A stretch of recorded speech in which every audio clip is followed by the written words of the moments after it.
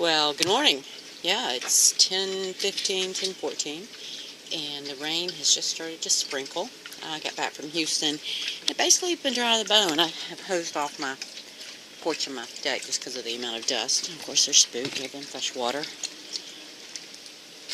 So, here is the yard.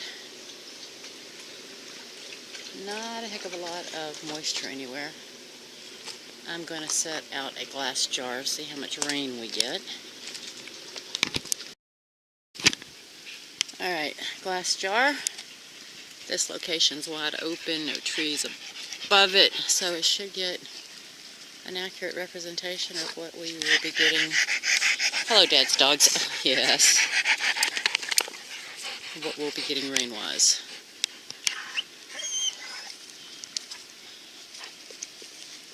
And I'm more concerned about the erosion in the driveway. I have installed, coming down this little graded hill, I have sunk in, staked in landscaping timbers.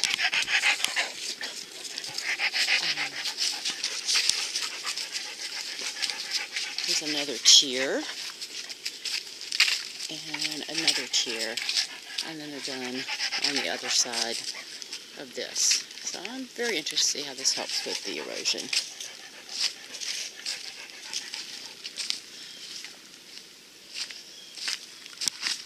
Through here is the lowest part of the land, right at my gate. And up the driveway I've terraced it with rock and landscaping timbers. And we've had a little bit of rain since I started that exercise, and it seems to be doing what it's supposed to do. But I can always tell when I've had a bit more erosion happen because the gate does not swing freely.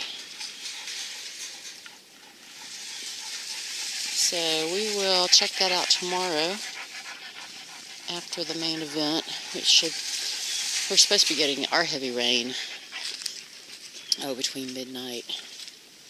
See, it has drug a little bit, so not that we've had rain, just shifting sand.